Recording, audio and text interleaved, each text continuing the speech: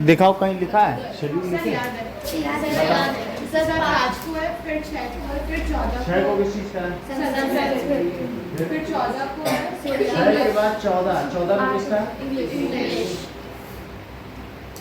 14 को और 6 को संस्कृत 14 को इंग्लिश फिर 16 18 तो कल से हम लोग को संस्कृत करनी पड़ेगी क्योंकि संस्कृत में गैप नहीं दे रहे हैं ना और इसमें फिर बीच में हम जैसे ही कर लेंगे। आज तो संस्कृत कोई नहीं रहा होगा ना, तो आज हम लोग सिविक से कर लेते हैं, कल से संस्कृत शुरू करेंगे। 3 चैप्टर है ना संस्कृत के। छुट्टी कब से हो रही? 4 तारीख को छुट्टी है। छुट्टी हो गई है क्योंकि घर में हमारे कुछ कंस्ट्रक्शन का काम चल रहा है तो वो इसी से लेट हो रहा है। चलो okay.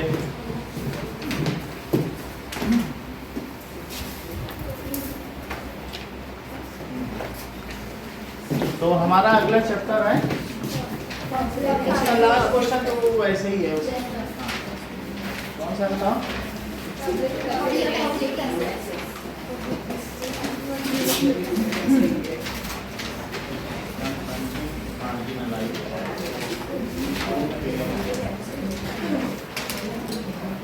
Now public facilities.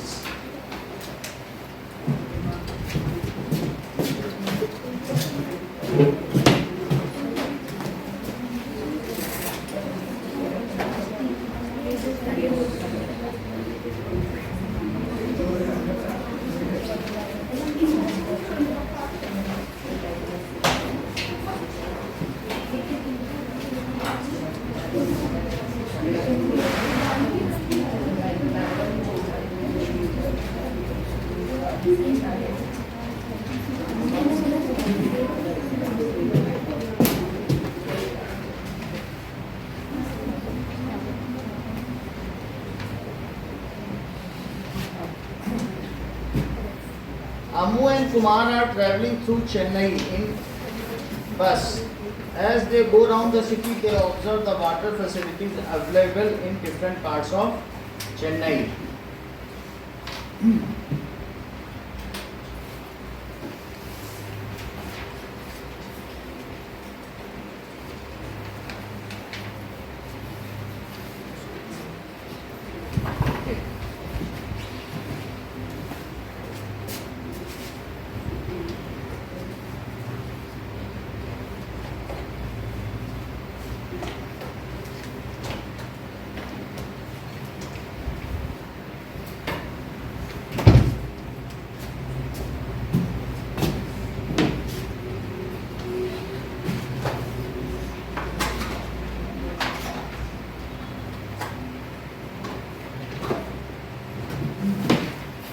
Now, that is अन्ना नगर। अन्ना नगर में आप क्या देख रहे हैं? इसमें क्या दिखाया जा रहा है? That is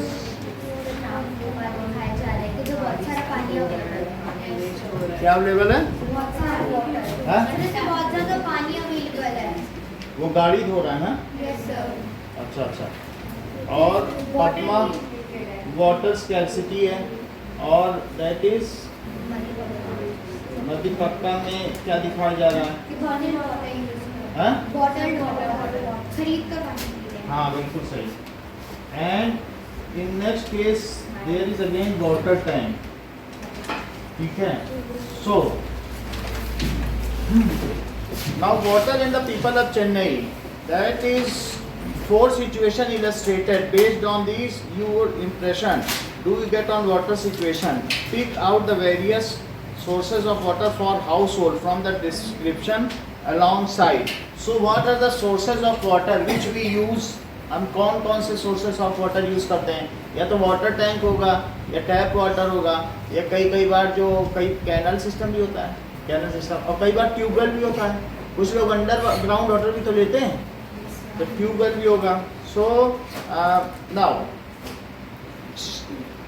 it is the Shiva lives on rent on the first floor on house in Madhipakkam and gets water once in 4 days. Shortage of water is one major reason why Shiva can't bring his family to Chennai. For drinking, Shiva buys bottled water. Padma क्या करती है? Works as a domestic help in Saidapet. Okay, तो वो क्या कर रही है?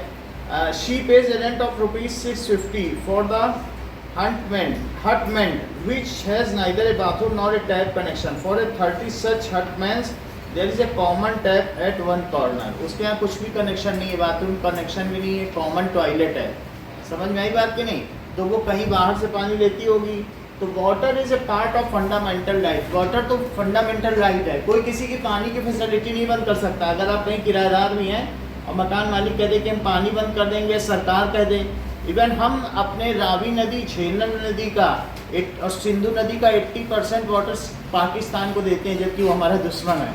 अगर हम ऐसा ना करें, बंद कर दें, तो ह्यूमन राइट कमीशन में चला जाएगा कि हमारा पानी बंद कर दें. तो हम लोगों ने 60 में पैक्ट किया था. हमारे प्रधानमंत्री 60 में जवाहरलाल नेहरू थे. उनको ऐसा नहीं करना चाहिए था.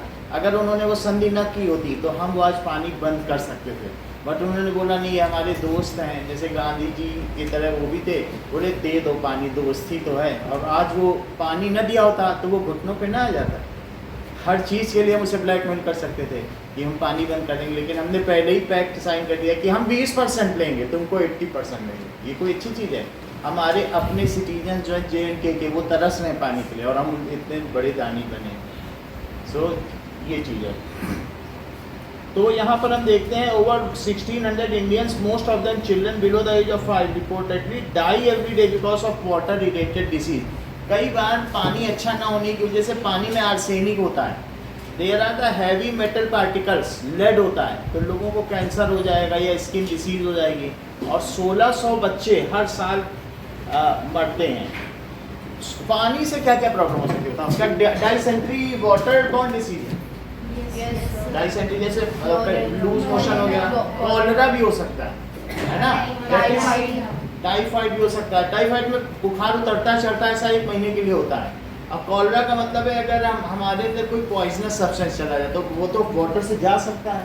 तो these are the water borne disease. Okay, तो अगर अच्छा पानी मिले, Constitution of India recognize the right to water as being the part of right of life. ये देखो, तो क्या है कि Constitution of India, तो किसमें as per Article 21 right to water is part of right to live. किसी के जीने का अधिकार के अंतर्गत उसके पानी का भी अधिकार आता है. राइट टू लाइफ, ऐसा है.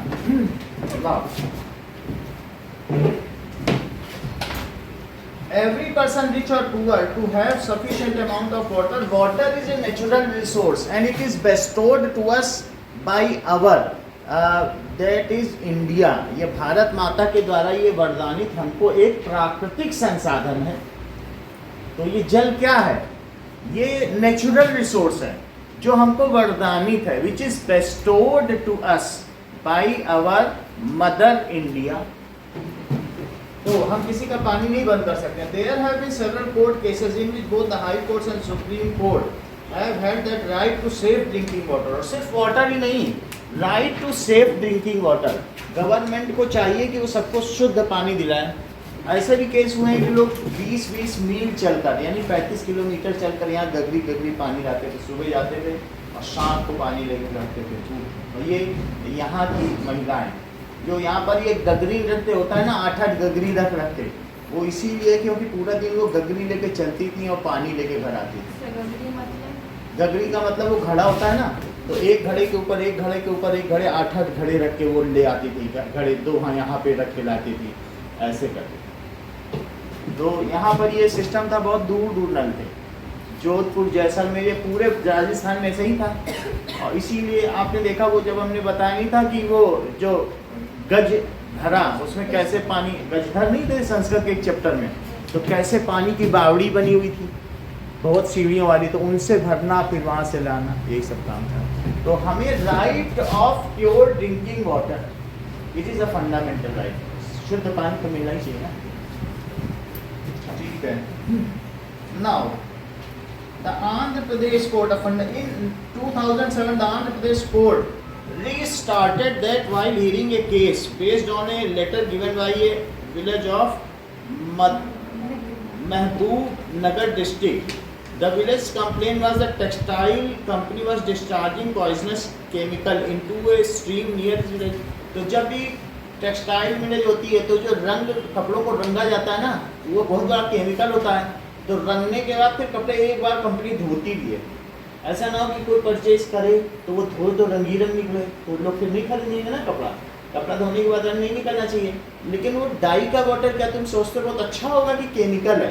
तो वो लोग क्या करते थे, वो धुलने के बाद जो कपड़ा का डाई का पानी था वो बगल के एक वाटर रिसोर्स में छोड़ देते थे, ठीक है, वाटर बॉडी में। तो इससे क्या वहाँ के लोग जो पानी पीते थे नदी का, वो विषैला नहीं हो जाएगा। So for that the people in Mahbubnagar district have complain that it is contaminating groundwater or sometimes they if government denies them to do so, वो एक कमरे में रह रहे हैं तो कमरे में यही छेद करेंगे, चुपचाप अंदर डाल देंगे पानी जमीन के अंदर। लेकिन तुमको मालूम है जमीन के अंदर जो पानी होता है टप टप टप टप गिरता है, जो ऊपर गिरता है उससे छन के गिरता है, वो पानी सबसे ज्यादा फिल्टर्ड है ग्राउंड वाटर। तुम उसको सीधा निकाल के पी सकते हो। लेकिन अगर कोई भी इतने बड़े फिल्टर्ड वाटर टैंक, ग्राउंड तो फिल्टर्ड वाटर टैंक है, उसी में एक गंदे पानी का सोर्स डाल दे तो क्या सारा पानी नहीं गंदा हो जाएगा? और जितने लोग भी पिएंगे क्या वो बीमार नहीं पड़ जाएंगे? हेलो, नहीं अभी तो क्लास में बताओ। यहाँ आ जाओगे क्या ऊपर में? वही, हाँ आ जाओ। मेडिकल के बगल आ जाओ। ठीक है। तो that it was a textile company was discharging public facility like water. There are other essential factories that need to be provided for everyone. Like you read about two other facilities, healthcare and sanitation. जिस इलाके में तुम रहते हो वहाँ के sanitation, आप air force के अंदर रहते हो कि बाहर रहती हो? अंदर में भी सैनिटेशन, साफ सफाई के लिए कोई जिम्मेदारी होती है लोगों की, कराते भी। और बाहर की तो रोज होती है। अंदर इतना गंदा तो होता नहीं, लेकिन बाहर तो आप देखते हो ना, झाड़ू वाले, कचड़े वाले और ड्रेनेज सिस्टम, हर एक के लिए गवर्नमेंट ने जिम्मेदारी ले रखी है। सो आउट जो आपका यार्ड है घर के बाहर, वो सब सैनिटेशन की। तो आपका राइट टू सैनिटेशन भी है। ऐसा नहीं हो कि मच्छर पड़ रहे हो। तो ये सब काम किसका है? जो हमारे टैक्स है वो हमारी सुविधाओं के लिए, पब्लिक फैसिलिटीज़ के लिए हैं। वैसे तो ये फैसिलिटी है कि जब हम मार्केट में जाएं तो हर 1.5 किलोमीटर पे पब्लिक टॉयलेट भी होना चाहिए। मार्केट में कई जगह जो अच्छे मेट्रोपॉलिटन सिटी में प्रोवाइड भी कराए जाते हैं। तो public facility free of cost होनी चाहिए। साथ में सैनिटेशन की सुविधा हो, जगह जगह डस्टबिन होने चाहिए। तो ये सारी सुविधाएं। इंदौर एक ऐसा सिटी है जो भारत का नंबर 1 स्वच्छ शहर है पिछले 5 सालों से। इवन वहाँ पर हर मंदिर के सामने एक मशीन लगी हुई है। वो माली अपना वो जो है सारा फूल उसमें डाल देता है एक दिन पहले चढ़ा हुआ, और उससे उपयोगी कंपोस्ट बन जाता है और वो 30 रुपए किलो में बेच देता है जो लेना चाहे। नील कचरा, पूरे तुम्हारा जो भी कचरा है उन सबको वो कहीं कहीं भी जहाँ कचरा होता है ना, तो कचरा सीधा कंपोस्ट में जा रहा है। कचरा डालो पॉलीथीन में या किसी अपने बैग में, कंपोस्ट भर के ले जाओ। कचरे पे ही ना, जो यहाँ पर गोबर की खाद और ये सब है तो वो 60-60 रुपए किलो मिलती है। अपने गमलों में डालने एक छोटा पैकेट मिलता है 200 ग्राम का। वहाँ तो तुम्हारे कूड़े पे वो मशीन इनाम दे रही है। और फिर भी अगर कचरा बच जाता है तो उस कचरे के प्लास्टिक से उन्होंने रोड बना दी है। वहाँ एक ऐसा इंजीनियर, तो समझ में आई बात कि नहीं? कचरे की प्लास्टिक निकलती है ना, उस प्लास्टिक से रोड बनी है। और सुबह शाम क्या होता है वहाँ, वैसे तो साल में 3 बार झाड़ू, वो महीने दिन में 3 बार झाड़ू लगती है। मशीन है, अपने यहाँ झाड़ू लगाती आगे चल जाए। तो इस तरीके से है। और कोई, अब तो लोगों की आदत पड़ गई है कि कोई सड़क पर कुछ भी नहीं फेंकता है। तो इस तरीके से सड़कें नई की नहीं रहती हैं। जो कभी इंदौर सिटी घूमा हो तो एक बार आप तारीफ करेंगे। और इंदौर पूरा जो झील के किनारे बना हुआ है, कहीं भी जाओगे झील आपसे थोड़ी दूर पर है, तो बहुत अच्छा है। और वहाँ के लोगों ने बनाया भी है। वहाँ के लोगों को भी इनाम दिया जाता है हर बार। जो भी वहाँ का मेयर है उसको भी इनाम मिलता है। ऐसा करने के लिए। और जो इंजीनियर उसने अच्छे अच्छे इंजीनियर रखे हैं वो और नए नए इनोवेशंस करते रहते हैं कि कचरा मुक्त इसे कैसे बनाया जाए। वहाँ के लोग बहुत सजग हैं। तो पब्लिक फैसिलिटीज़ को हम अच्छा रख भी सकते हैं, हम खुद सैनिटेशन ये सब करके। अगला पेज देखो, अभी हो सकता है इसमें इंदौर का नाम आए अगर ये इतना वो करेगा तो। और ये जोधपुर हमेशा इस चक्कर में है कि हम भारत को दूसरे नंबर, ये जोधपुर को दूसरे पर बिना ये 5वें नंबर पे आ जाता है बार बार। आए बहुत मेहनत कर रहा है जोधपुर। जब भी इंस्पेक्शन होगा देखोगे it is a time of inspection, स्वच्छ जोधपुर, जगह जगह पेंटिंग की जाएगा। समझ आई बात कि नहीं? तो इस तरीके से ये होता है। आप अपने हॉस्पिटल कहीं पर भी हॉस्पिटल चले गए तो वो भी पब्लिक फैसिलिटीज है। सो वी आर टेकिंग मतलब utilizing public facilities on day to day basis. Now okay, so sir फिर वो राइट टू लाइफ के अंदर है ना public right to live, even right to education को अलग रखा गया है। ये सब राइट टू लिव है।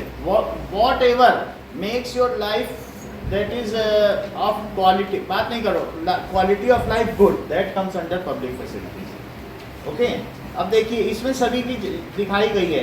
Public facilities one it is provided it's benefit can be shared by many people. तो कोई भी चीज़ है, हो सकता है वो कम्युनिटी हॉल भी पब्लिक फैसिलिटी है। कई बार गवर्नमेंट ऐसा करती है, कम्युनिटी हॉल बना देती है, ठीक है तुम लोगों की बर्थडे पार्टी है तो यही करो, ऐसा होता है। किसी गार्डन में, गार्डन भी एक पब्लिक फैसिलिटी है जो किसी भी चीज़ के। सो स्कूल है, स्कूल को इन्होंने अलग से राइट टू एजुकेशन रखा है, लेकिन क्या ये पब्लिक फैसिलिटी है?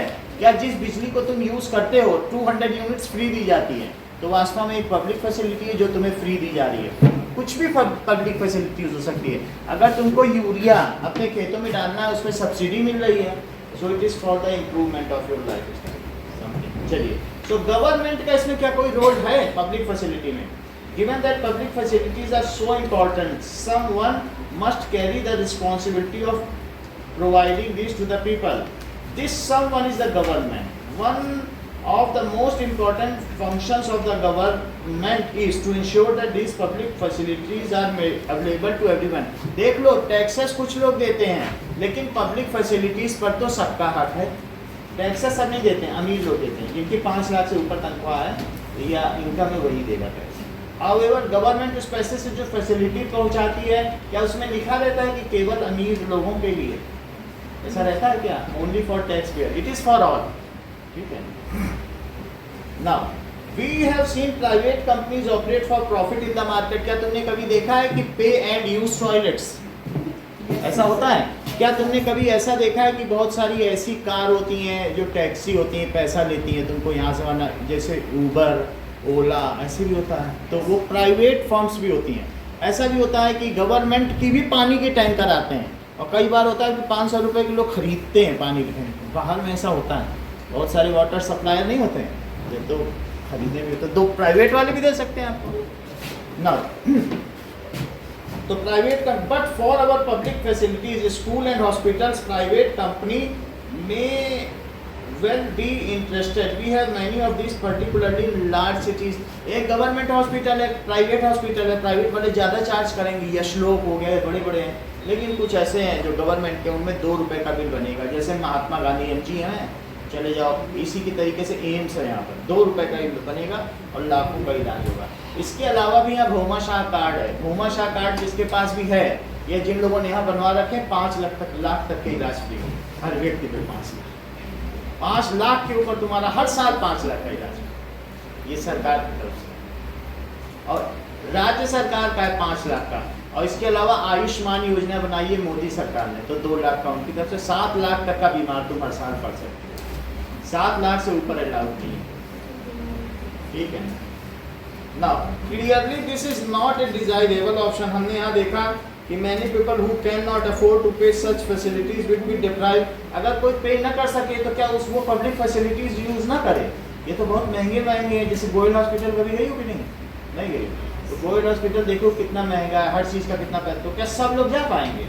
So it is not a good option. If somebody is poor, how can that person पे? तो महात्मा गांधी हॉस्पिटल भी है, कोई गया है क्या? जहाँ बहुत किताबों की दुकान है, सोस्ती गेट के आगे, एक सूर्या नमकीन, घंटा घर के आगे, रेलवे स्टेशन के आसपास, कभी जाने का मौका मिलेगा तो देखना, यहाँ पर महात्मा गांधी हॉस्पिटल सरकारी अस्पताल है, बहुत बड़े लेवल का और बहुत अच्छे से ऑपरेट होता है। तो इससे public facility relates to people's basic need, इसमें कोई एम्यूनिटीज नहीं दी जाती आपको, आपकी जो मूलभूत सुविधाएं हैं उन्हीं को फुलफिल किया जाता है, बेसिक नीड्स को। Now the right to life that the constitution guarantees is for all person living in the country, the responsibility, तो ये सभी के लिए। अब जरा नीचे देखो क्या क्या पब्लिक फैसिलिटीज है। स्पेंड मनी टू रूपी goes to, जो अब यहाँ देखो गवर्नमेंट जो पैसा, ठीक है, इट गोज टू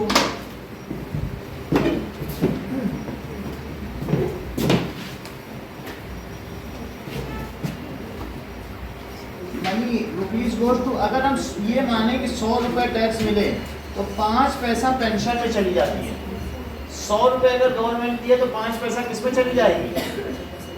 पेंशन, लोगों को पेंशन देना है, बात नहीं करो। States share of taxes and duties, तो दैट इज मनी ऑन रूपी, स्पेंट मनी। स्टेट्स शेयर, जितना टैक्स सेंट्रल गवर्नमेंट को मिलता है उसका 24 पैसा वो स्टेट को दे देती है स्टेट वेलफेयर के लिए। इंटरेस्ट पेमेंट, हमने बहुत सारे देशों से इंटरेस्ट ले रखा है, ऐसा नहीं है हम भी अभी भी कर्ज में डूबे हुए हैं। जो पहले की सरकारें थी, पहले उन्होंने देश का पैसा खाया, फिर देश का पैसा खाया तो फिर बाद में उन्होंने बोला अमेरिका से हमको इतना पैसा दे दो, लेकिन जब उनसे उन्होंने इतने लाख करोड़ का लोन मांगा तो उनसे ये नहीं बताया कि हमें भ्रष्टाचार करने के लिए चाहिए, उनसे बोला गया कि हमें लोगों की मदद करनी है, मुझे पैसा दो, जबकि वास्तव में उन्हें वो पैसा अपने बैंकों में भरने के लिए चाहिए। तो वो लाख करोड़ रुपए उन्होंने स्विस बैंक में भर डाले अपने, और लोगों को दिखाया कि हम भला कर रहे हैं, कभी भला हुआ ही नहीं। और उसका आज भी हम लोग 18 पैसा, 100 पैसा कमाते हैं तो 18 पैसा उनके किए को भर रहे हैं। समझिए कितनी बड़ी बात है। अपने घर का खा के बाहर से कर्ज लेके भी खाया, उसको भी अभी हमको करने में 54 ईयर्स लगेंगे वो चुकाने। अगर हम बहुत आगे ईमानदारी से काम करेंगे तो, और अगर भ्रष्टाचारी सरकार आ गई तो कहो हम और कर्ज ले लें और 18 की जगह हम 40 पैसा कर्ज ही में देते। ये कहो अच्छी सरकार है। पहले जब मोदी सरकार आई थी तो ये 46 पैसा हमारा इंटरेस्ट पे चला जाता था, अभी 18 पे आ गया, यानी बहुत पैसा हमने चुका दिया है लोगों का। लेकिन हम नहीं चाहते कि हम दूसरों का कर्ज रखें, हम दूसरों को चुका भी देंगे और दूसरों को कर्ज दे भी देंगे, जिससे हमको इंटरेस्ट और मिले। हम उस ओर बढ़ रहे हैं। भारत की विश्व की तीसरी बड़ी महाशक्ति बनने जा रहे हैं अर्थव्यवस्था, थर्ड लार्जेस्ट इकोनॉमी। ये बहुत बड़ी बात होगी। विश्व में सबसे ज्यादा जीडीपी, ग्रॉस डोमेस्टिक प्रोडक्ट, हमारे देश का ही है जो कि 7% है, और हमसे जो सेकंड है नंबर 1 पे वो चाइना है, उसका 1%। जीडीपी पूरे भारत में जितने लोग कमा रहे हैं उनकी वो जो ग्रोथ हर साल बढ़ रही है। हमारी अगर पिछले साल 100% थी तो हम अब अगले साल 107% हो जाएगी, 7% बढ़ जाएगी, फिर उसके बाद अगले साल फिर 7%, 114%। हर साल 7% हमारा बढ़ रहा है, जबकि सभी यूरोपियन कंट्रीज का -2% से घट रहा है, अमेरिका का -1% से घट रहा है। विश्व में 2 ही देश आगे बढ़ रहे हैं, चाइना जो 1% से बढ़ रहा है और भारत 7% से। और जो पुअर एंड गुड्स की रेटिंग होती है वो 7 बताती है तो मोदी उसको 7.5 और 8 तक भी पहुंचा देती, यानी इतनी अच्छी नीतियां हैं। तो हमने नीतियों के मामले में जो उनकी पॉलिसी से कभी धोखा नहीं खाया। बात समझ आई? If a good person, good visionary leader is there who is not corrupt, then we can bounce up to leaps, है बात कि नहीं? तो ये होना चाहिए।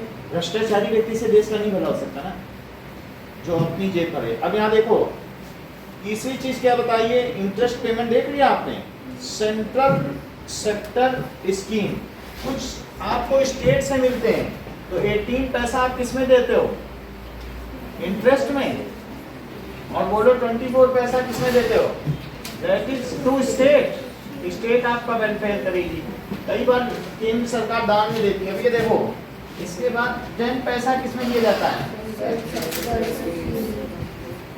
सेंट्रल सेक्टर, आपको मालूम है सेंट्रल सेक्टर स्कीम का क्या मतलब है? जैसे नरेगा, अगर तुम निखिल अभी पढ़ाई छोड़ दो और फिर जाओ यहाँ पर एम्प्लॉयमेंट एक्सचेंज है, रोजगार कार्यालय, बोलो हमको नौकरी चाहिए, तो कहेगा कितने साल के हो, फिर तुम बता देना 13 साल, कहेगा चले जाओ, बाल रोजगार अपराध है, बाल श्रम, जब तुम 18 के हो जाना तब आ जाना, फिर जब 18 के हो जाओगे तो वो तुमको 100 दिन का रोजगार बिना पढ़े लिखे को भी देगी, उसको कहते हैं NREGA, Mahatma Gandhi rural employment scheme, guarantee है 100 दिन। वो तुम्हारे यहाँ पे फावड़ा पकड़ा देगी, कहेगी ये सब खुदाई करो और तुम्हें आज का 700 रुपये हुआ, फिर बोलोगे हमें 100 दिन का दो, 365 दिन में कितने दिन का रोजगार देगी?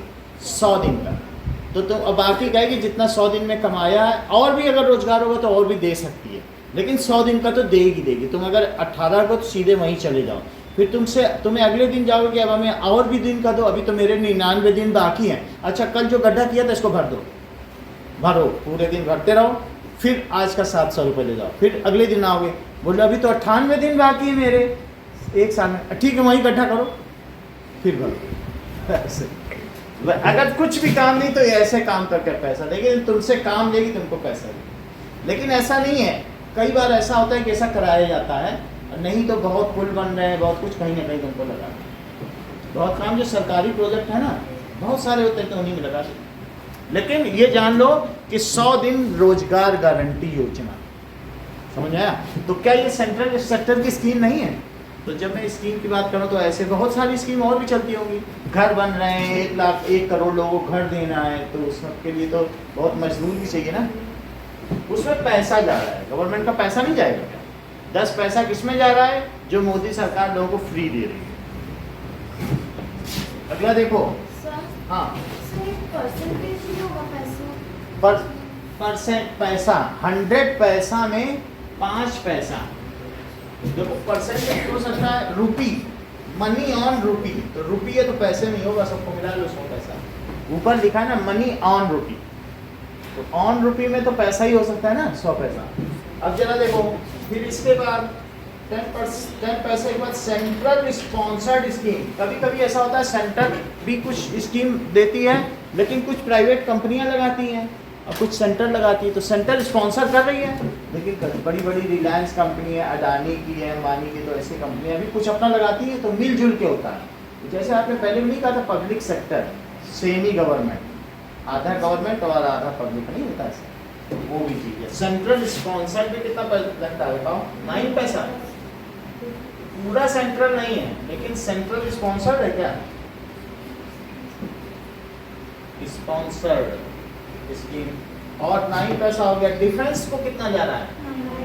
9 पैसा। तो डिफेंस, पहले डिफेंस में होता था हम सब चीज़ खरीदते थे, लेकिन और अब ऐसा नहीं है। ऐसा कैसे होता था कि डिफेंस में हम दूसरों से सब जो हमारे टैंक्स हैं, जहाज है, पहले हम खरीदते थे। इसलिए ऐसा होता था क्योंकि हमारे जो आईआईटी थे, आईआईटी जानती हो, 12th करने के बाद लोग आईआईटी में करके इंजीनियर बनते हैं, तो आईआईटी को पूरा अमेरिका चलाता था। इंडियन गवर्नमेंट से उसने कह दिया था तुमको पैसा लगाने की जरूरत है, हम ही चलाएंगे। भारत में जितने भी आईआईटी थे, 8 आईआईटी, अभी 14 हो गए हैं, तो पूरा अमेरिका चलाता था और अमेरिका कहता था सब पैसा बच्चों को हम पढ़ाएंगे, लेकिन जितने तुम्हारे पास आउट होंगे तो ऊपर के 100 हमको दे देना, बस ऊपर के क्रीम बच्चे, और बाकी तुम रख लेना। सिर्फ उसके लिए वो जो 100 वहाँ पहुँचते थे, वो नासा में काम करते थे, तो बड़े बड़े अच्छे अच्छे इंजीनियरिंग, ऑटोमोबाइल में, क्योंकि वो सब टॉप होते थे भारत के, और भी दूसरी कंपनियां भी लगाती थी, वो लोग उनसे ले लेती थी 100 में से, तो वो जो 100 होते थे अमेरिका बनाता था, दुनिया को बेचता था सामान। मोदी सरकार ने बोल दिया भैया हमें तुम्हें मदद नहीं चाहिए, हम खुद अपने लेंगे क्रीम। अब जब हमारे क्रीम खुद हमारे ही यहाँ रह जाएंगे तो क्या ये ब्रेन ड्रेन हुआ? बाहर जाने का मतलब है भारत की ब्रेन ड्रेन हो गई, खाली ड्रेन ड्रेनेज समझते हो, खाली हो गए। तो ब्रेन ड्रेन नहीं कराया, वो इन्होंने वहीं रखा, और आज ये हाल है कि हम 19 देशों में अपने टैंक सप्लाई कर रहे हैं, और हमारे हम अब आय में आ गए। ये जब किताब बनी थी तब से अब उल्टा हो गया, अब हमारा डिफेंस सेक्टर इनकम ग्रुप बन गया है। अब हम पहले हम सब खरीदते थे, अगर हम मान लो 10 लाख करोड़ का खरीदते थे तो हम ऐसा करते थे, सामान वो 4 लाख करोड़ का ही देता था, और जो बाकी 6 लाख करोड़ होते थे वो बैंक में चले जाते थे। वो कहते थे हम तुमको 6 लाख दे रहे हैं, इसमें से 1 लाख रख के बाकी मेरे अकाउंट में डाल देना, तब तो डील तुमसे। जिसको हम देते थे दिखाते थे तुम्हें दे रहे हैं, तुमको हमने दे दिया और फिर तुमसे कह दिया सृष्टि जरा इधर आओ, ये दे रहे हैं जो 10 रुपये ना, 4 रुपये का सामान है 10 दे रहे हैं, बाकी मेरे अकाउंट में जाना चाहिए, नहीं तो आगे खरीदेंगे नहीं तुमसे। समझ आई बात कि नहीं समझ पाई? 4 रुपए की चीज है, हम कह लो और फिर 10 रुपए का लो, शायद भगवान डाले, ये नहीं समझ आया? ये तो बहुत आसान है, कोई भी कहेगा हमको तो फायदा हो रहा है डालने में, क्या डाल ही देंगे, हमें क्या, हमें 6 का करना भी क्या है, इतना हम क्यों देंगे किसी से, नहीं कोई भी कहेगा तुमने हमसे 4 का खरीदा, यही बहुत बड़ी बात है। ये होता था पहले, वो फोर्स घोटाला हुआ, वो जो तोपें खरीदी गई वो कारगिल में चली ही नहीं, हमारे सैनिक मारे गए सब। कारगिल की घोटाला जानते नहीं, वो फोर्स चली नहीं, तो ये सब हो गया। अब और देखो आगे क्या है, सब्सिडीज। सब्सिडीज का क्या मतलब है, क्या तुमको जो सिलेंडर 900 रुपए का खरीदते हो वो गवर्नमेंट 1500 रुपए का बनवाती है, लेकिन गरीब आदमी क्या सिलेंडर चला पाएगा 1500 का खरीद के, बहुत महंगी हो जाएगी, तो उसमें वो 600 रुपए की छूट दे रही है। 1500 रुपए का सिलेंडर है लेकिन 1500 रुपए में 600 छोड़ दे रही गवर्नमेंट, कह रही ठीक है तुम यूज करो, भारत में धुआं तो नहीं फैलेगा और तुम भी धुएं का वो करोगे, हमारे सब अस्पताल भर जाएंगे, तुमको दमे की बीमारी हो जाएगी, कम से कम अच्छा काम करो, 900 रुपये दो, तुम्हारी हैसियत नहीं, 900 रुपये दो। कॉमर्शियल वालों से 1500 लेती है, लेकिन जो घर में चलाते हैं उनसे कितना लेती है, तो कितने की सब्सिडी दी गई, 600 की। जो यूरिया किसान को 90 रुपये की दी जाती है, वास्तव में वो 250 रुपये की हम खुद रशिया से खरीद रहे हैं, फिर भी हम क्यों 90 रुपये में दे रहे हैं, क्योंकि वो यूज़ करेगा तो हमारे यहाँ खाद्यान्न में तो आगे बढ़ेगा ना देश, इसलिए उनको छूट दे देंगे। बात समझ आई? तो सब्सिडीज भी दी जाती है, क्योंकि कुछ लोग गरीब हैं। Finance commission and other traders, तो कभी कभी ट्रांसफर्स 1 पैसा फाइनेंस में, अदर ट्रांसफर 1 पैसा, ये देखो 1 पैसे में फाइनेंस कमीशन, कुछ भी होगा अदर ट्रांसफर, जब भी हम इन सब में भी गवर्नमेंट का पैसा लगता है, तुम किसी भी स्कीम में ट्रांसफर इधर उधर करते हो, तो जैसे पेटीएम ये सब में, तो इसके पीछे बहुत सारे लोग काम कर रहे हैं, तुमने तो उतने का उतने किया, 10 दिया 10 मिल गया, लेकिन तुमको पता नहीं कि इसके पीछे सबकी अकाउंटिंग हो रही, कितने लोग लगे हुए हैं। गूगल नेटवर्क कंपनी का ही अपने 20,000 कर्मचारी हैं, तो तुम्हें क्या लगता है कि गूगल तुम चला रहे हो, सब चीज़ें देख रहे हो, या यूट्यूब, इसमें कुछ होगा नहीं, लेकिन जब तुम जाके देखोगे यूट्यूब का मास्टर हब, तो तुम्हारा दिमाग चकरा जाएगा कि कितने लोग ये यूट्यूब में कर क्या रहे हैं, वहाँ 20-20 हज़ार लोग लगे हुए हैं।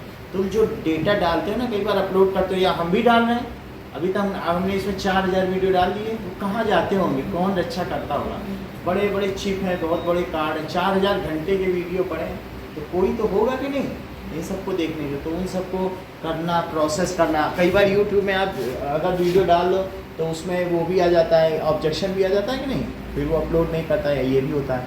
ऐसे गूगल का, ऐसे जब तुम पेटीएम यूज़ करते हो तो पेटीएम के पीछे गवर्नमेंट के बहुत सारे कर्मचारी हैं, भारत पे फ़ोन पे है कि नहीं, तो उन सब के लिए उसका मनी ट्रांसफ़र या फाइनेंस कमीशन, तो जो तुम्हारा कमीशन है वो गवर्नमेंट दे रही, क्यों दे रही है, तुम्हें क्यों नहीं देना पड़ रहा है। पहले ये होता था तुम किसी में ट्रांसफ़र करते थे 100 रुपये, तो 2 रुपये तुम्हारे कट जाते थे, अब नहीं कटते ना, पहले कट जाते थे। तो वो दूसरी कंपनियां जब तक प्राइवेट थी देते थे तो लोग करते ही नहीं थे, लोग कहते थे मेरा 2 रुपये कट जाएगा, तुम कैश ले लो। यहाँ तो 2-2 रुपये बचाते हैं लोग। मोदी जी ने कहा नहीं, तुम डिजिटल हो जाओ, 1 रुपये भी लेके ना चलो, भारत डिजिटल हो जाएगा तो करप्शन मिट ही जाएगा, तुम जो भी पेमेंट करोगे हमारे सामने सारे रिकॉर्ड हैं। तो पैसा ये ख़त्म करना चाहते हैं, अंत में तुम्हारे पास सिर्फ 50 रुपये का ही नोट चलेगा, वो 100 भी खत्म कर देंगे।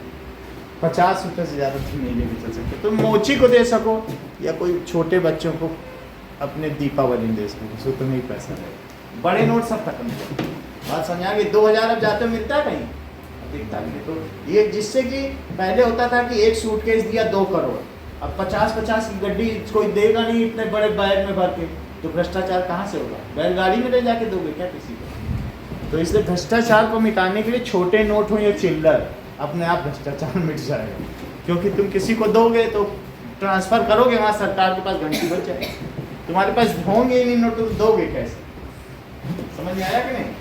ये चीज है। अमेरिका साल भर में जितना ऑनलाइन ट्रांजैक्शन करता है, भारत में जो लोग हैं एक दिन में उसका 3 गुना कर लेते हैं। नहीं समझ में आया? अमेरिका में पूरे साल का मनी ट्रांजैक्शन ऑनलाइन, फोन पे, पेटीएम, जितना वहां होता है, भारत के लोग एक दिन में उसका 3 गुना कर देते हैं।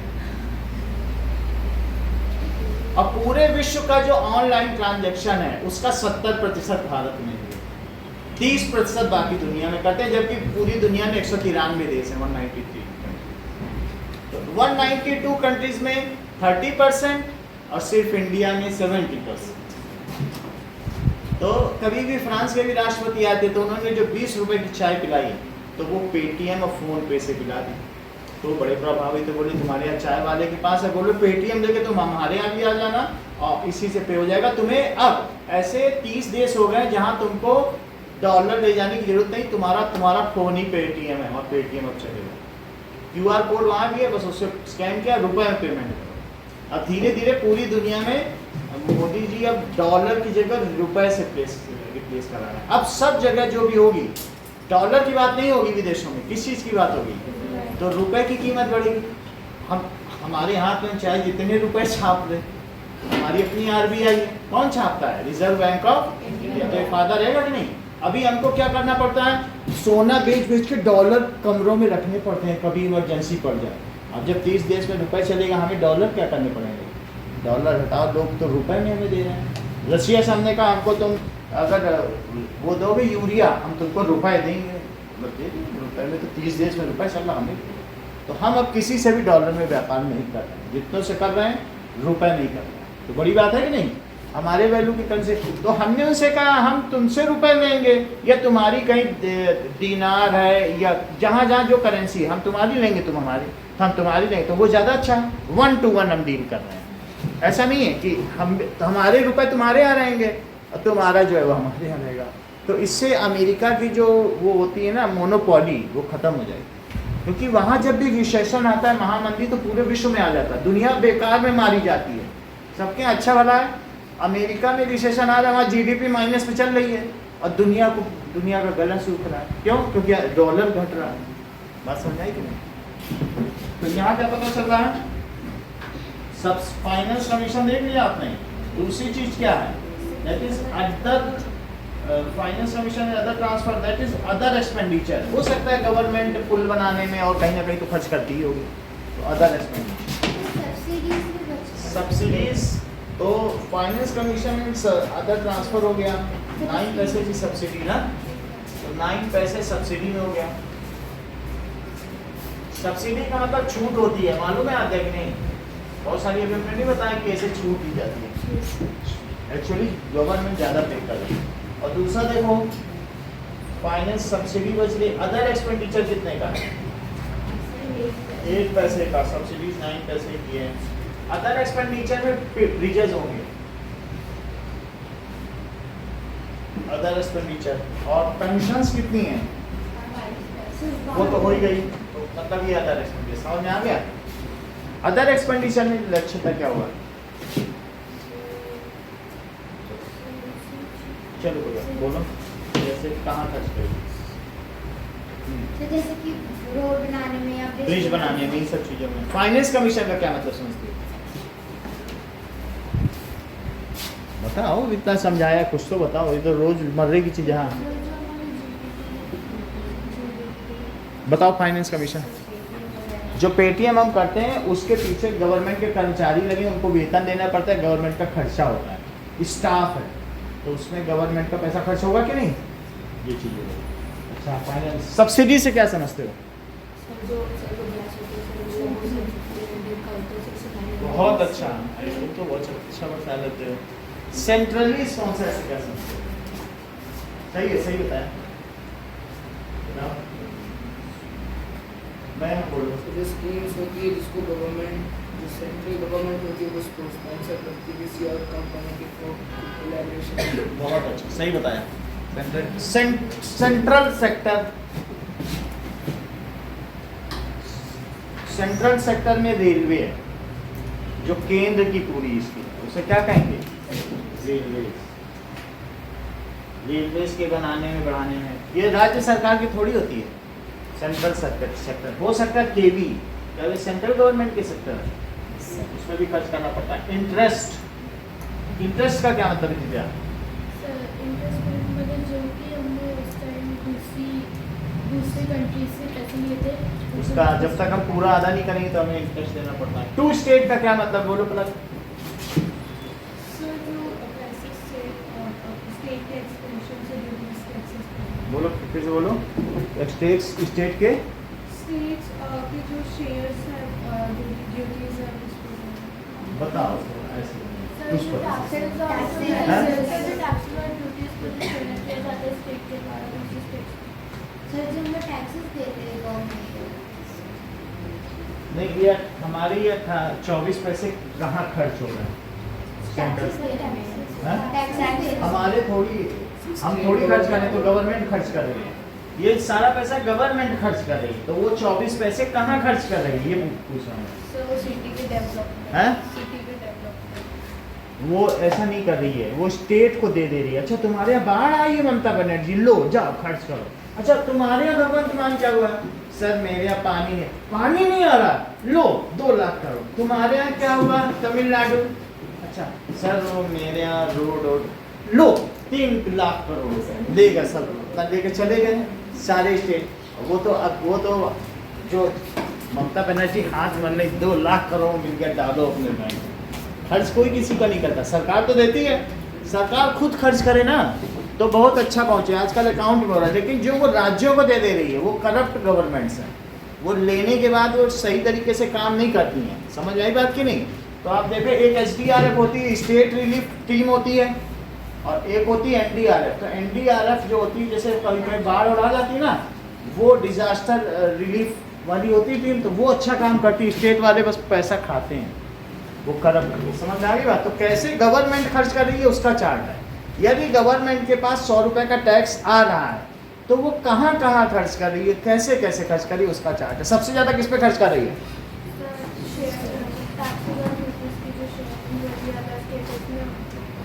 क्या? बहुत अच्छी बात है। क्या तुम सृष्टि मुझे बता सकती हो डिफेंस में कितने पैसे खर्च कर रही है? 9 पैसे डिफेंस में 9 पैसे खर्च कर रही है। ठीक है।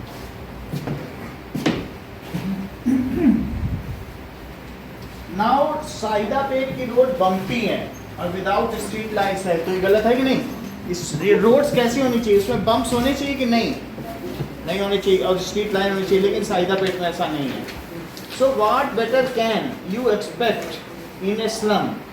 तो उसके कुमार बोलता है वो तो एक गरीबों का इलाका है, उससे अच्छा क्या हो सकता है? क्या ये उसकी सोच ठीक है? क्योंकि पब्लिक फैसिलिटी तो सबके लिए होती है। अगर हमें सोचे एक स्लम बस्ती है धारावी, तुमको मालूम है बम्बई की सबसे बड़ी, जहाँ लाखों लोग झुग्गी झोपड़ी में रहते हैं, वो धारावी है। बहुत बड़ी झुग्गी झोपड़ी है बम्बई के अंदर, और वो ऐसी झुग्गी झोपड़ी है, फैली हुई है कि उसको विदेशों से लोग धारावी देखने आते हैं, और इतनी बड़ी है। और उसके ऊपर कई वीडियो बन चुके हैं धारावी पे। वो दैट इज मिलेनियर, कौन सा था कि slum dog Millionaire picture Dharavi पे बनी।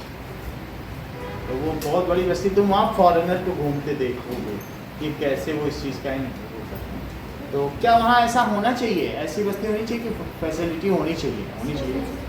अच्छा, tax revenue of central government rupee comes from, ये तो हमने देखा कहाँ वो खर्च करती है, लेकिन आता कहाँ से होगा ये भी तो बात है।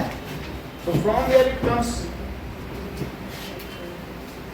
देखो रुपीज गोज टू, तो ये क्या चीज हुई?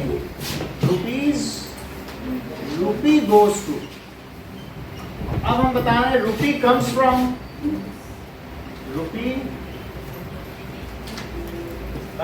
तो सबसे पहले देखो कॉर्पोरेट टैक्स, बड़ी बड़ी कंपनियां हैं, अंबानी अडानी, क्या ये पैसे देती हैं? टैक्स तो देती है ना, 19 पैसे, बहुत सारा कमाती है तो टैक्स भी भरेंगे। उसको क्या कहते हैं? कॉर्पोरेट टैक्स, उनसे टैक्स हमें मिलता है। बोरोइंग एंड अदर लायबिलिटीज, तो हम लोग क्या कर रहे हैं की बोरोइंग, तुमने बैंक से कभी लोन लिया? कोई 15 लाख का, कोई 10 लाख का, कोई लोन लेता है, 5 लाख का भी लेते हैं मकान बनाने के लिए, उसका टैक्स देना पड़ता है, वो बोरोइंग होती है। ये जिन्होंने दूसरे देशों ने भी हमसे पैसा लिया, ऐसा नहीं कि भारत ही लेता है, भारत से भी छोटे छोटे आसपास के जो देश है ना, तो साउथ एशियन रीजन, शार्क देश, वो सारे हमसे पैसा लेते हैं। तो दैट इज तो 9 वो लोग हमें लौटाते हैं तो उसकी बात हो रही है। लौटाएंगे तो बहुत दिनों में, टैक्स था उसका पहले इंटरेस्ट ही देंगे। तो फिर बोरोइंग मतलब तो हम लोग खुद ना खरीद रहे हैं। हमने किसी को दे दिया पैसा तो वो इंटरेस्ट देंगे, जिन्होंने हमसे बोरो किया। बस इसका मतलब जिन्होंने हमसे बोरो किया वो 19 पैसे दे रहे हैं। वो हमारे पास जितनी गवर्नमेंट के पास इनकम आती है वो 19 पैसा श्रीलंका, बांग्लादेश जैसे छोटे देश इंटरेस्ट हमें दे देते हैं। भैया तुमने 1 लाख करोड़ दिया था, लो इसका इतना इंटरेस्ट है इस महीने का। हमसे भी लोग उधार लेते हैं, ये नहीं कि इंडिया ही उधार लेता है, इंडिया तो वर्ल्ड बैंक से लेता है, लेकिन छोटे छोटे बांग्लादेश हुए, अफगानिस्तान, वो वहाँ नहीं जाते हैं, उनके पेपर पूरे नहीं है, वो किससे लेंगे? हमसे ले लेते हैं। हम दे भी देते हैं कि हमसे उनकी मित्रता बनी रहेगी। मलेशिया, ये सारे देश हमसे, इंडोनेशिया हमसे लेते हैं, तो क्या वो हर जब तक नहीं चुका पाएंगे क्या हमें वो इंटरेस्ट देंगे? बड़े बड़े लोग बड़ी कंपनियों से लेते हैं, लेकिन बड़े लोग किसी छोटे गरीब को भी तो दे सकते हैं ना। तो हम 18 पैसे इंटरेस्ट देते हैं, लेकिन पाते कितना इंटरेस्ट है? 19 पैसे। तो ये इंटरेस्ट है हमें मिलता है। तो इस तरीके से borrowing and other liabilities, other liabilities का क्या मतलब है? आध्या ने पैसा लिया हमसे, फिर मान लो आध्या नहीं चुका पाएंगे, इनके घर पहुंच जाऊंगा, अच्छा पैसा नहीं दे पा रहे, चलो तुम आप निकलो, ये घर तुम्हारा हमारा हुआ, चलो जाओ।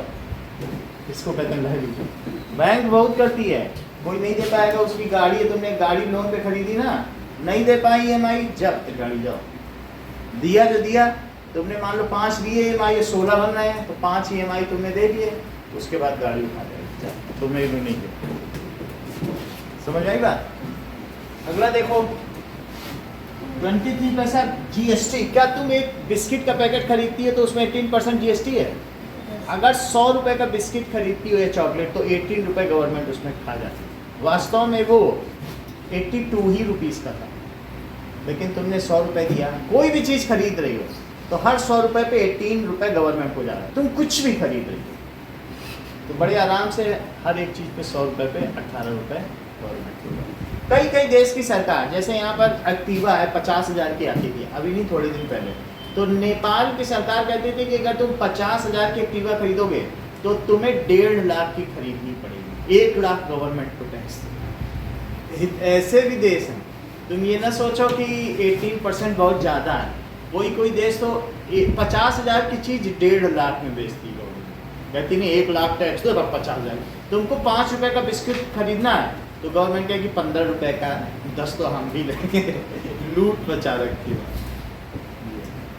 नेपाल सरकार कहती है कि जितनी की असली चीज होगी उसका दुगना टैक्स हम लेंगे। जी रहे हैं, तो उसको कहते हैं गुड्स एंड सर्विस टैक्स। 23 पैसा, तो 23 पैसा किसके लिए है? गुड्स के लिए भी है, सर्विस टैक्स। कुछ लोग सर्विस टैक्स से बचने का भी काम है। मान लो तुम वहाँ होटल में जाते हो तो वो तुम्हें बिल बनाएगा, बिल के अलावा भी कहेगा कि ये हमने तुम्हें खाना परोसा, ये पानी दिया, उसका भी कुछ पैसा होता है, एक्स्ट्रा भी बिल बन जाता ना, वो सर्विस टैक्स है। तो उन सब में भी गवर्नमेंट 23 मतलब अपना परसेंटेज बना लेती है। 18% है, 23 पैसा तो उसके पास आता है, लेकिन 18% GST है। हर चीज़ पे कितने परसेंट है?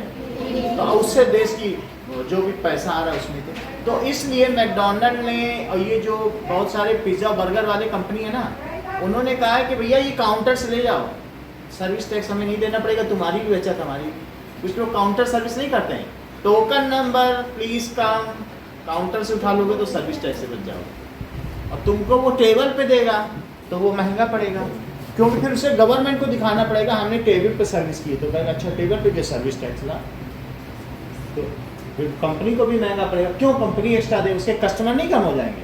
और तुमको भी क्या लगता है, कहते हैं जाके उठाना ही तो है, टोकन नंबर आ गया, मेरा खाना आ गया, उठा के लिया। ऐसा जनता में कभी गए खाने? जनता में टोकन नंबर आता है या नाम पुकार लेता है, तुम उठा के ला के खा लेते हो, तो उससे तुम्हारी बचत है। और नहीं तो गवर्नमेंट और 18 रुपये ले, 100 रुपये समझ में आई बात की नहीं? तो गुड्स एंड सर्विस टैक्स है, गुड्स भी है और सर्विस टैक्स, समझ में आया?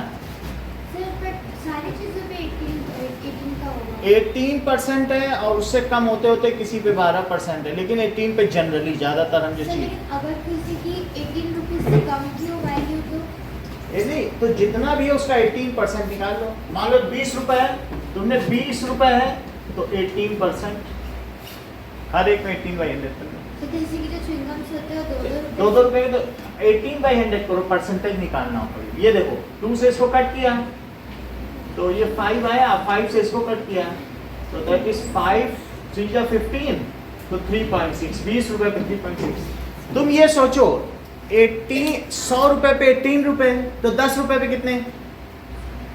1.8 रुपए। तुम्हें समझ आया? तो अगर 10 रुपए की चीज ले रहे हो तो गवर्नमेंट कितना लेगी? मतलब वहां तुमने 100 पे कितना रहता? 100 पर ऑन 100 टैक्स कितना है? 18। तो ऑन 10 100 से तो टैक्स कितना हुआ? 1 रुपये 1 पैसा। अब तुम कहो ये तो इतना हो गया, तो नहीं हम तो 1 ही रुपए का चिंगम खरीदेंगे, तो ऑन 1 तो उधर भी करो 18 पैसा ऐसे। फिर 3 का करना है तो 3 से मल्टीप्लाई करो, वो इसी से आ जाए। सही है? अब देखो फिर नॉन डेब्ट कैपिटल रिसीव्ड। कभी कभी हमने किसी को दिया है, श्रीलंका ने कहा भाई हम हमें पैसे दे दो, हमारी तो हैसियत नहीं है तुमको टैक्स देने, हम लोन ले रहे हैं लेकिन हम इसका इंटरेस्ट नहीं दे पाएंगे। भारत कहता कोई बात नहीं, तो हमारे अच्छे मित्र हो, हमें हर साल चुकाते रहना। तो वो 3 पैसा आता है, वो लोग जो हमें पैसा देते हैं ये इंटरेस्ट है। लेकिन क्या तुम्हें इंटरेस्ट से काम चल जाएगा कि तुम्हें EMI भी देना पड़ेगा? तो जो EMI है वो यहाँ आएगा, कैपिटल रिसीप्ट है। ये क्या है बोलो? नॉन डेब्ट कैपिटल रिसीप्ट। बोलो बात समझ में आई? ये मतलब एस्टिमेटेड मंथली इंस्टॉलमेंट। तुमने 1 लाख की कार खरीदी लेकिन तुम्हारे पास 10,000 है, बैंक कह रहा है कोई बात नहीं तुम 10 महीने में 10,000 करके दे दें, ले जाओ। इसको कहते हैं EMI। तो लोग आजकल EMI में ज़्यादा खरीदते हैं, थोड़े ही पैसे हैं 1 लाख तो 10 लाख की स्टेटस बना के रखते हैं, सब चीज़ EMI पे ले लेते हैं। जैसे बोरोइंग है, बोरोइंग में इंटरेस्ट है और इंटरेस्ट के अलावा ये EMI है। तुम किसी से पैसा ले रही हो तो तुमको मान लो 100 रुपये पे 2 रुपये इंटरेस्ट देना है, लेकिन वो 100 रुपये भी तुम रख नहीं सकती हो, तुम्हें देने पड़ेंगे ना। ऐसे थोड़ी कि बोलो हम तो इंटरेस्ट दे रहे हैं पैसा नहीं देंगे, तुम्हें वादा करना पड़ेगा कि हम चुकाएंगे। तो जो तुम असली धन चुका रही हो प्रिंसिपल अमाउंट वो इसमें आएगा, और जो इंटरेस्ट चुका रही हो उसमें 2 रुपये वो, और फिर कहेगा अच्छा जो 100 लिए थे उसका हर महीने 10 रुपये भी तो दो। तो कल तुम मुझसे कहोगे ये रहे तुम्हारे 10 रुपये और 2 रुपये इंटरेस्ट, अगले अब 90 बचे, अगले महीने फिर 10 देने आऊँगी और 2 रुपये इंटरेस्ट दूँगी। और ऐसा मैं तब तक करते रहूँगी 10 महीने तक। 10 महीने में मेरे 10 रुपये का 100 चुक जाएंगे। बोलो बात समझ आई कि नहीं? मूलधन तो चुकाना पड़ेगा ना, इंटरेस्ट से क्या होता है? नहीं। तो ये चीज़ हो गई नॉन डेब्ट कैपिटल इंटरेस्ट। फिर देखो कस्टम ड्यूटी। जब जैसे ये क्या किया इन्होंने, आद्या ने चुपचाप बोली अगर हम बाहर से सोना मंगाएंगे तो तुमने अगर 1 लाख का सोना बाहर से खरीदा है तो 20% टैक्स देना पड़ेगा। 20,000 सरकार ने देगी, क्योंकि दुबई में तो सोना बहुत सस्ता है, वहाँ 18,000 का या 54,000 का है। तो ऐसा नहीं कर सकते ना वहाँ से ला के लोग बेचने लग जाएं। तो इसलिए गवर्नमेंट हर 1 लाख पे 20,000 देती है। तो इन्होंने कहा कि क्या करेंगे, थोड़ा इस पॉकेट में डालेंगे, थोड़ा इस पॉकेट में, अपना पॉकेट में डाल दिया, एक कमर पेटी बना दी, सोने की सब बना के ले आई। बोली हमारे पास तो सोना नहीं है, ऊपर से टी-शर्ट डाल ली, पता चला स्कैनर में आ गया, बोले सब सोने की पेटी बिस्किट निकालो। अब इनको छोड़ना पड़ गया, ये चोरी मानी गई। अगर ये पहले कर देती तो जितना चाहती ले आती, लेकिन 20% टैक्स ही तो देना पड़ता। लेकिन ये वहाँ के स्कैनर की नज़र से नहीं बच पाई। कुछ इन्होंने शू में भी रख लिया था, लेकिन इनका शू भी पकड़ाया गया। 2.5 किलो के जूते पहन के चले, तो उन्होंने कहा 2.5 किलो के जूते निकालो। अब ये कस्टम ड्यूटी है, इससे गवर्नमेंट खूब पैसा कमाती है। जो पकड़ लिया वो गवर्नमेंट का हो गया। बात समझ आई? ऐसे बहुत सारे लोग जाते हैं तो ले आते हैं, थोड़ा बहुत तो हमारे मामा भी ले आते हैं, 200 ग्राम तक ले आते हैं, चल जाता है। वो वहीं पे दुबई में काम करते हैं, जब भी आएंगे तो सबको सोने का सामान बांटते हैं, जो अगर पकड़ा गया तो पकड़ लिया जाएगा। 200 ग्राम तक अलाउड है, उसके ऊपर है तो रखवा लें। अब देखिए कस्टम से कितना पकड़ा जाता है बोलो, लेकिन ये वो कस्टम नहीं है कि जो पकड़ा गया नहीं है, जो कस्टम ड्यूटी हम पे करते हैं वो ड्यूटी। यानी आप ये समझो, ये जब मैंने मंगाया था तो ये 7,000 का मिल इसकी, लेकिन ये 3,000 का फ्रांस में है, हमने फ्रांस के अमेजन से मंगाया, तो ये 3,000 का था, लेकिन फिर हमें 7,000 क्यों देना पड़ा?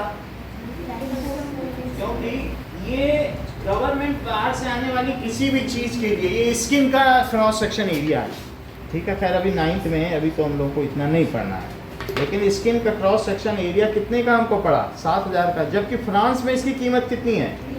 3,000। तो हमें कितनी कस्टम ड्यूटी देनी पड़ी? सीमा शुल्क, इसको क्या कहते हैं कस्टम ड्यूटी को?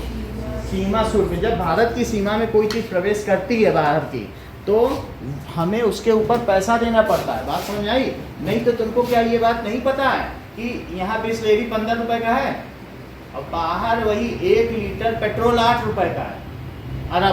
अरब में पानी से पेट्रोल सस्ता है, पानी महंगा है, पेट्रोल सस्ता है, यहाँ आते आते 110 का हो जाता है। तो कस्टम ड्यूटी की वजह से कोई भी चीज़ देश में नहीं, तो समझ में आई बात की नहीं?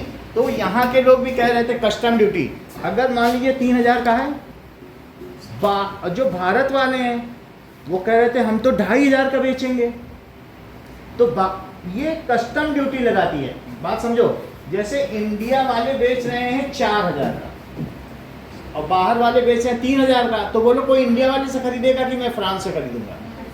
फ्रांस 3 का दे रहा है और इंडिया में 4,000 का। लेकिन ऐसे करेंगे तो क्या फिर यहाँ के लोगों का कभी बिजनेस चल पाएगा?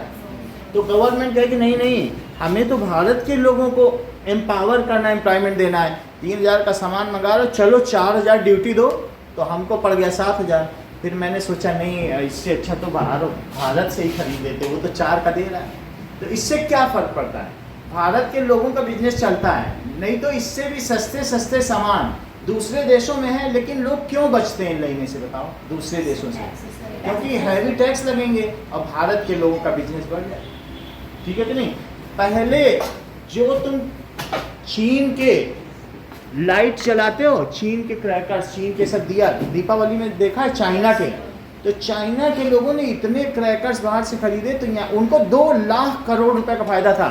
तो इंडिया ने कहा चाइना तो हमारा दुश्मन है और देखो सब सस्ता दे रहा है, यहाँ के लोग 100 रुपए की लाइट बना रहे हैं, वो 20 रुपए की बना के दे रहा है, हमारे यहाँ के लोगों का रोजगार कैसे चलेगा? उसने कहा अभी पिछले साल 700% टैक्स, 100 रुपए की चीज होगी 700 और दो, 800 रुपए में भारत है। अब वो चीज जो वो लाइट बना रहा था 20 रुपए की, अब वो भारत में आते आते 250 की पड़ गई।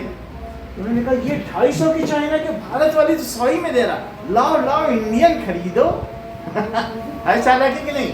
ऐसा इसलिए किया गया क्योंकि चाइना का सामान ना बिके, और चाइना ने खूब भर लिया था, ढेर लगा लिया था, भेजेंगे, पता चला यहाँ बिक ही नहीं रहा। यहाँ के लोग कह रहे हैं हमारा पिछला ही नहीं बिक रहा है, हम तुमसे क्या लें? और सारा का सारा चाइना में वो गणेश लक्ष्मी का क्या करेंगे, रखे हैं, और इतने के लोग कंगाल हो गए।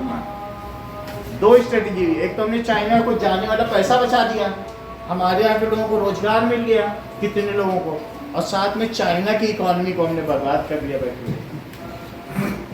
सिर्फ किस बल पे? Custom duty. पाकिस्तान से आने वाली सामान पर जो है 300% कस्टम ड्यूटी, हम लेंगे नहीं उनसे सामान। मेवे हैं, सब कुछ नहीं लेते हैं, सस्ते हैं वहाँ पर। यहाँ 700 रुपये किलो काजू है, वहाँ 150 रुपये किलो काजू, हम लेंगे नहीं। समझ में आएगी? तो कस्टम ड्यूटी में ही गवर्नमेंट वही उसकी पॉलिसी है, किससे लेना है किससे नहीं लेना। और भारत की तुमको मालूम है मार्केट कितनी है? पूरी दुनिया में 800 करोड़ लोग हैं और उसमें से भारत में ही 150 करोड़ है। कितने बच गए देख लो। और 650 करोड़ जो बचे उसमें हर देश में 25% इंडियन ही है। क्यों? क्योंकि अंग्रेजों ने यहाँ से गुलाम ले जाके सब जगह बसा दिए थे, तो वहाँ सब जो रह रहे हैं, कौन रह रहे हैं? इंडियन ही तो रह रहे हैं। वो भी अपना बाहर से जो कैपिटल कमाते हैं वो अपना ब्रेड और जैम लगा के खाते हैं, पूरा भारत में भेज देते हैं अपने परिवार वालों को, NRI। तो भारत वालों को मिल रहा है। और ऐसे 6 देश हैं जहाँ भारत, मतलब क्या है कि जो इंडियन ओरिजिन के ही प्रधानमंत्री है, ऐसे देश हो गए। समझ में आ गया कि नहीं? भारतवंशी प्रधानमंत्री। तो अभी हमारे पास क्या हो गया बताओ यहाँ पर? 4 पैसा किस लिए है? कस्टम का मतलब समझ आ गया? बाहर से जो हमने ये मंगाया, तो ये पैसा जो हमने इस पे 4000 दिया वो किसके खाते में गया?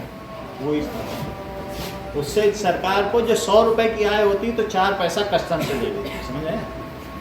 दैट इज सीमा शुल्क। कस्टम का क्या मतलब है? अगला पढ़ो। Union excise duties. देखो, यूनियन एक्साइज ड्यूटी ये कितनी है? दैट इज 8 पैसा। इसको देखते हैं। एक्साइज ड्यूटी का मुझे ये नहीं, एक होती है कस्टम ड्यूटी, सीमा शुल्क। चलो देखते फिर बताऊँ आपको।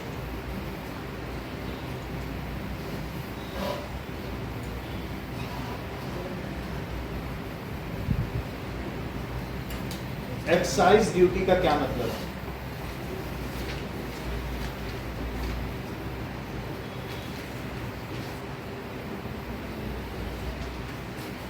देश के अंदर जो सामान उत्पादन हो रहा है उस पे ये टैक्स लगाती है। ये तो देश के बाहर से आया, देश के अंदर भी लोग कुछ चीजें प्रोड्यूस कर रहे हैं कि नहीं, उस पे टैक्स जो लगे उसको क्या कहते हैं? Excise duty. तो एक्साइज ड्यूटी का मतलब है इंटर स्टेट ट्रांसफर। तुम यहाँ से खरीदो, एक पंजाब से आए तो उस पर 1% टैक्स। एक्साइज ड्यूटी अंदर अंतरराज्यीय हस्तांतरण भी तो होगा, एक राज्य से दूसरा, ये तो दूसरे देश से यहाँ। समझ में आया? Excise duty. So that is the duty, union excise duty, जो देश में बन रहा है उस पर पैसा। आगे देखो फिर और क्या है? Non tax revenue, that is 8 पैसा। Non tax revenue, non tax revenue, इस चीज को और देखें कि एक्साइज जो सेंट्रल वैल्यू एडेड टैक्स है, इसको उत्पाद शुल्क कहते हैं। एक्साइज ड्यूटी को क्या कहते हैं बताओ? उत्पादन करने वाले पे उत्पाद शुल्क। जो तू कोई उत्पादन करेगा ना तो उस पर पैसा ले लेगी। एक है ये टैक्स, कौन सा है? तुमने 5 लाख रुपए से ऊपर करोड़ कमाए तो उस पर 10% टैक्स दो। ये चीज़ समझ में आई बात? 10% का मतलब 50,000 गवर्नमेंट का हुआ। 5 लाख कमाया तो हम भी इस कोचिंग को चलाते हैं तो हर साल 36,000 हमसे गवर्नमेंट की। ये बात समझ आ गई? उसने हमारा रजिस्ट्रेशन कर रखा है, लेकिन जितना भी हम कमाएंगे हम उसको दिखाते हैं कि हम 3,60,000 कमा रहे हैं, तो 36,000 वो चुपचाप से दे देती है। 10% लेगी, 1 जीरो कम करके, जितना भी होगा तो 1 जीरो कम करके उतना देगी। ये तुम्हें समझ में आ गया कि ये तो है कि हम 5 लाख से ऊपर कमा रहे हैं तो लेगी। ये क्या है बताओ? तुमने बिस्किट खरीदा तो लेगी, और ये है कि बिस्किट बनाया तो लेगी। ये बिस्किट बनाने वाले से, ये बिस्किट, ये देखो बिस्किट खरीदने वाले से। तुम कुछ चॉकलेट खरीदते हैं, जैसे उन्होंने कहा तो 2 ही रुपए की चिंगम खरीदते हैं, तो ये चिंगम खरीदने वाले से, और ये चिंगम बनाने वाले को, उत्पादन करने वाले को। तो बिस्किट बनाने वाले को, बनाने वाले से, प्रोडक्टिंग कंपनी बनाने वाले से लेती। लेकिन अगर बनाने वाला 5 लाख से ऊपर कमा रहा है, लाओ 50,000, जो दिया सदिया 5 लाख से ऊपर पहुंच गया, ये तुम्हारी सजा, लाओ 50,000। वो कारपोरेट टैक्स। समझ में आ गई बात कि नहीं? ऐसा छोटे मोटे लोगों से नहीं करती है, मतलब बहुत बड़े बड़े कारपोरेट हैं जिनके 500 करोड़ के बिजनेस। यूनिकॉर्न से तुम क्या समझते हो? बताओ यूनिकॉर्न क्या है? बहुत अच्छा।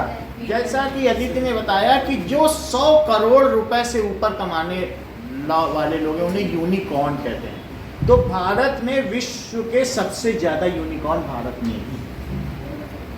समझ में आ गई बात? यूनिकॉर्न किसको कहते हैं? जो 100 करोड़ से ज़्यादा जिसके पास उतना पैसा है, कमा नहीं रहा है।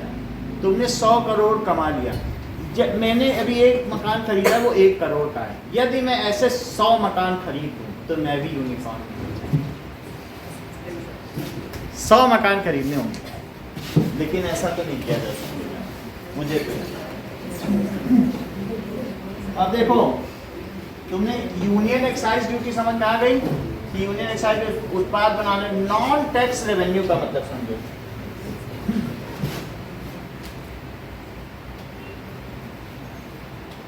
नॉन टैक्स रेवेन्यू का क्या अर्थ है?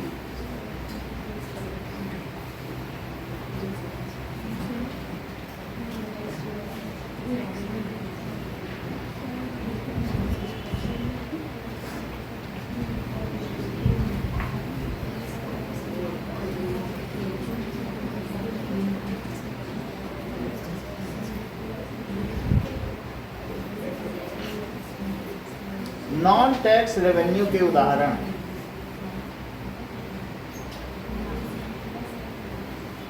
देखो नॉन टैक्स रेवेन्यू का मतलब क्या है? कई बार तुमने देखा कि कोयले की खदान सरकार नीलाम करती है। कोयले की खदान या मकराना के पहाड़ है तो बोले कि ये पहाड़ हम ठेके पे दे रहे हैं, कौन लेगा? तो जिसको पहाड़ देगी, या कभी कभी गंगा के किनारे रेत खनन होता है, रेत बजरी बालू घर बनाने के लिए, तो सरकार कहती है ठीक है गंगा के किनारे की ये रेत 1 साल तुम निकाल सकते हो। बोलो आद्या कितना दोगी? तो तुमने बता दिया ठीक है, हम तुमको, सरकार को बोलिए हम 50 करोड़ देंगे। उसके लिए अलग अलग बिड होती है, लोग नीलामी करते हैं, अपना बिडिंग बढ़ते हैं, हम 50 देंगे, ये 55 देंगे, ये 40 ही दे रहे हैं, मतलब तुम ले जाओ, तुम 55 दे ले जाओ। तो इसको कहते हैं नॉन टैक्स रेवेन्यू, जो कोयले की खनन से, कोल माइनिंग से मिलेगा। सरकार नीलाम करती रहती है ना जमीन के अंदर को, तो कोल माइनिंग, स्टोन माइनिंग, कभी कभी क्वेरिंग होती है। स्टोन को क्या तुम ऊपर से पहाड़ खोद के निकालते हो? अगर ऊपर से किया जाए तो क्वेरिंग कहते हैं। क्या कहते हैं? और जमीन के अंदर से निकालोगे तो क्या कहोगे?